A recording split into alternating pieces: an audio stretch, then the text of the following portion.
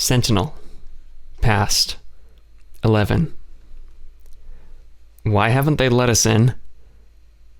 We were idling a mere 5 meters from the doors of the vehicle bay, at the base of the massive cliff on which the facility was built. Because we were driving slowly, by the time we arrived the sun had set, and the snow had almost stopped falling. The fog was thick, pierced only by the cones of light angled down at us from above the metal bay doors, and our own headlights. I turned off the music and tried the comm system once more, for good measure. Beep, beep, beep. Kay looked at me, concerned. Unable to connect. Unknown error. Make sure you are using the correct... I shut off the comms device and sighed. Something was wrong. My body was tensing. I unbuckled my seatbelt and said to Kay, I'm going to get out and see if I can determine anything. She nodded and started doing the same. We stepped out of the vehicle into the freezing fog. Looking behind us, I could only see a few meters into the distance before the snow faded into a black veil of mist. In front, the overhead lights provided some much-needed illumination, but looking up the cliff, I couldn't see much higher than the light fixtures. On a clear night, this would have been a beautiful, open space, but now it felt claustrophobic. We left the hovercar idling, hovering a few feet off the ground, and pointing its lights at the frozen doors. Kay folded her fur coat over herself, and we both crunched through the snow until we reached the doors.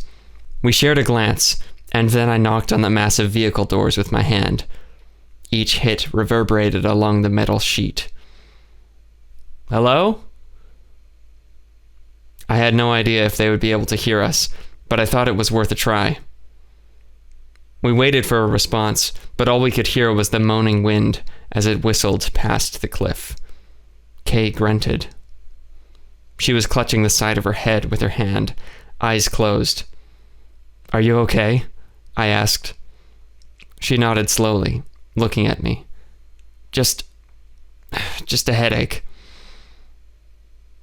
I gazed back into the dark snowfields and felt my heart rate increasing steadily.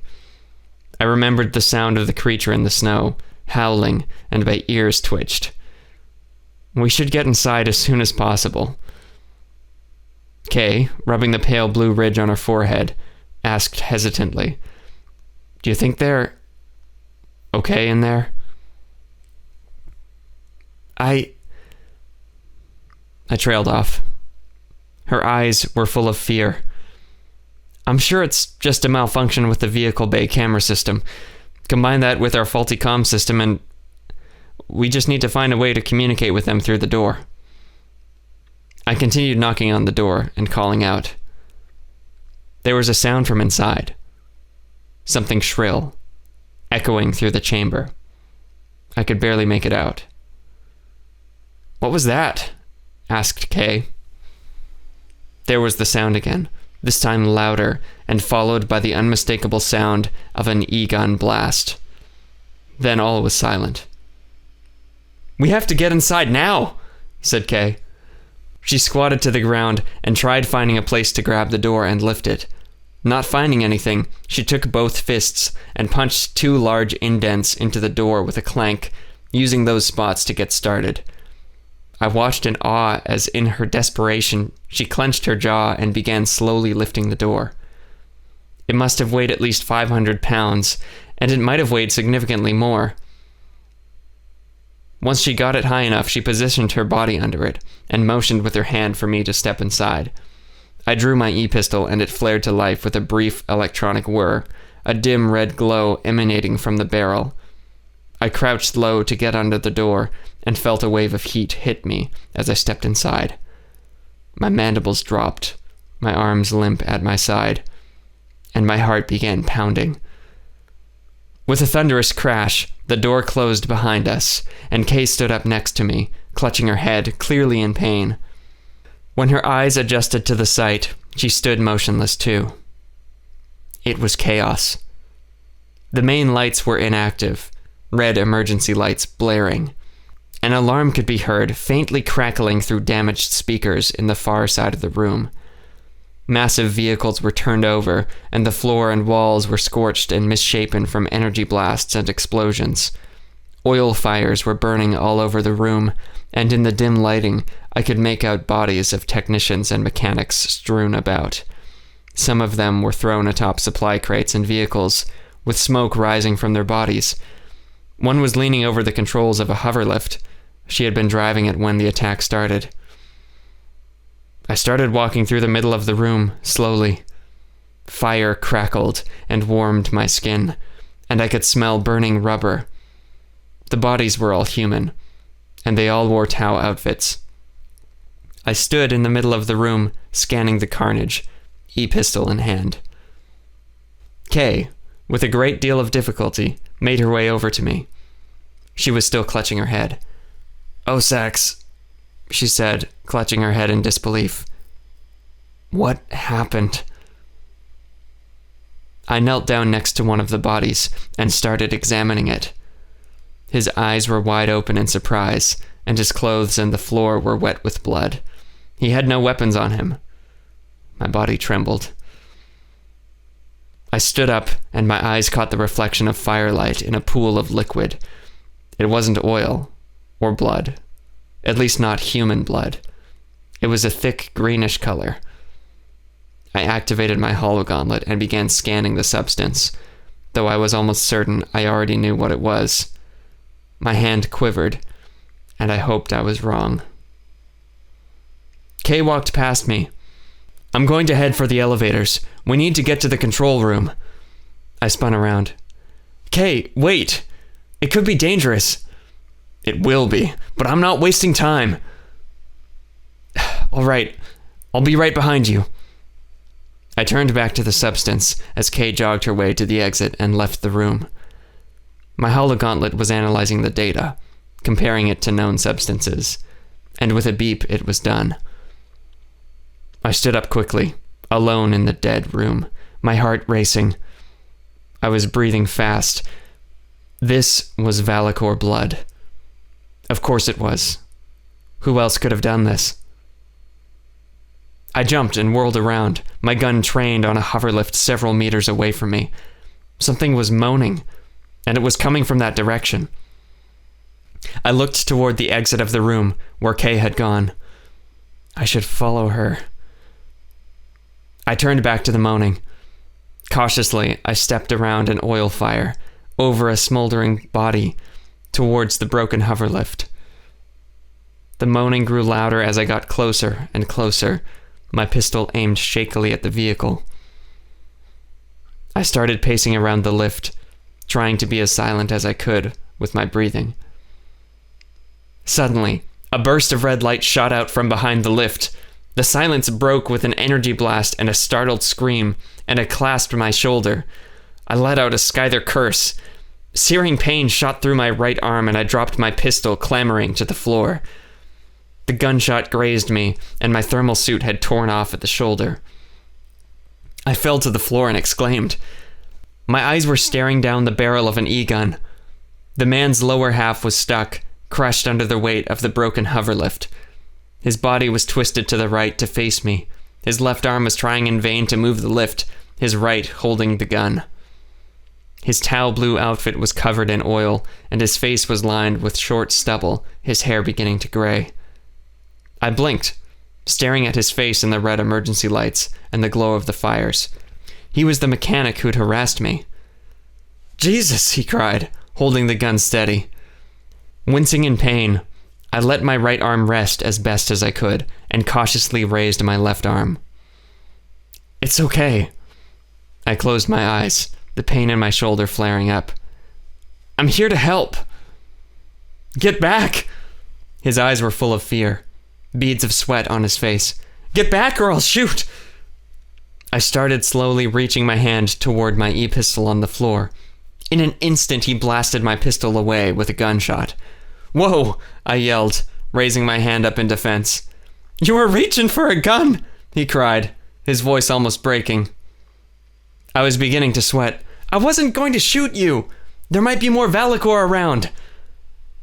A metal crate tumbled behind me, and I turned to look. I couldn't see anything, but dread filled my chest. I looked back at the man. There's something else in here. How do I know you aren't on their side? I saw a tear drip down his cheek. He was shaking. A blur of motion in my peripheral.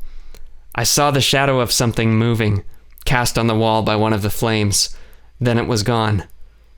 The man turned his gun in the shadow's direction. He was looking around frantically. I noticed movement behind the hoverlift. I urged him, "Don't move!" The man looked at me and hesitated, still trembling. There was a sound of movement from the other side of the hoverlift. I glanced behind me to see if I could find another weapon. There was an e-pistol a few feet away from me, next to a scorched body. If I could just reach it. Fear gripped me. Crawling over the hoverlift, the dark shape of a figure slinked closer to the man. It had a thin body and was around 7 feet tall. It had 6 long fingers on each hand and digitigrade legs with sharp talons.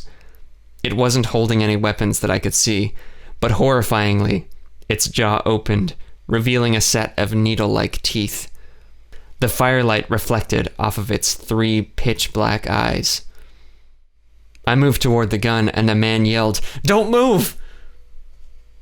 I froze, my arm outstretched toward the gun, staring back at the man and the thing, which was now leaning over him, mouth wide open. He was pointing his weapon at me. He hadn't noticed it yet. I was shaking, leaning on my injured arm. "Above you!" I cried. "Shut up, Skiller!" The creature leaned its mouth in closer to him. The man's gun was still trained on me. I couldn't take it anymore. I lunged for the gun. My arm couldn't hold me, so I collapsed, now lying sideways on the floor, but the gun was in my hand. The man fired a shot at me, but it soared overhead, missing by an inch. I fired at the creature, and red energy bolts raced toward it. I hit one of its arms, but with a hiss it scampered aside behind a crate. The man, finally noticing it, screamed and tried desperately to get out from under the hoverlift. With some difficulty, I stood up and raised my gun toward the crate.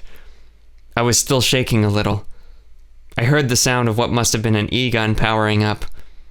I started charging a bolt of energy and got ready to dash for cover, the tip of my pistol glowing brighter as the energy hummed. In a flash of motion, the Valakor cried, leaping toward me over the crate, firing a spray of yellow energy bolts from an arm-mounted cannon. Their legs were powerful and allowed them to jump meters into the air. I vaulted over another crate and ducked, sparks bursting from the bullet impacts all around me. I was breathing heavily. In front of me was a parked hoverlift. I could see the Valakor in the reflection of its smooth hull. It raised its arm cannon toward my cover, and from its other wrist, a shimmering red plasma blade appeared as it took another step forward. The sword sparked and buzzed, and it hissed. I shivered. My weapon was beginning to overheat, the red glow intensifying. Sparks of red energy were flitting out of the barrel. I'd have to release the energy soon. I saw the Valakor dash toward me in the reflection, and without thinking I rolled to the side. The plasma sword sliced deep into the crate where I had been hiding. Noticing it missed, the Valakor angled its gun toward me. Summoning all my strength, I swung my right hand to knock its aim to the side as it fired 3 bullets of energy that ricocheted off the hoverlift. I held my breath and fired my weapon. A wide beam of energy impacted the alien, and it was blasted back several feet from the explosion. Its weapons powered down, smoke rising from its body. It was dead. I stood there panting for a moment. My shoulder was still in a lot of pain from the mechanic's gun. I turned to face him, raising my ears. He was staring at me wide-eyed, mouth open, still holding his gun in my general direction. I walked over to him, and he lowered his gun. "You," he tried to speak, but seemed to be having difficulty, tears welling in his eyes. I knelt down beside him. "I'm here to help," I said, and then putting the gun down, tried to lift the vehicle off of him with both arms. My right arm seized with pain, and I had to take a break. If only Kay hadn't gone ahead, I thought, and then I squatted next to the vehicle and hooked my hands under it again. I only needed to lift it enough for the man to crawl out. My blood was pounding in my head as I lifted with every fiber of my being. The man was trying to lift too. We angled it up just enough that he started sliding his way out from underneath. I was straining to keep it lifted as he used his hands to crawl out. At last he was free, and I dropped the hover lift with a thud. I felt like my right arm was about to fall off. The man tried to stand, and I helped him up. He was leaning against me for balance, and we stood amidst the wrecked, flaming vehicle bay. His legs didn't look too crushed, thankfully. He spoke at last. "Thank you." He wiped away some tears from his eyes, though he still looked to be in shock. "Don't mention it," I said. For a moment, I felt anger for this man. He deserved my anger, but he also deserved my help. He was a living being. "I'm going up to the control room. Let's find someplace safe for you to hide." He looked around the room, then back into my eyes. "I'd rather stick with you, ma'am." "Actually, I'm male." His cheeks flushed. But your ear fur, I thought... Male Skythers can have ear fur. I didn't know. I started leading us toward the exit, not before picking up the e-pistol again. "It's fine," I said, and then added, "You can call me Osax." Osax? I thought. I hadn't introduced myself as Osax since I was a child. I guessed that spending all day with Kay, such an informal person, reminded me that I liked the name. My thoughts drifted to my mother. "I'm Waylon," said the man. He seemed to be calming down, which was good. "All right, Waylon," I said. I grimaced as I rubbed my shoulder, then tightened my grip on the pistol, narrowing my eyes. "To the control room."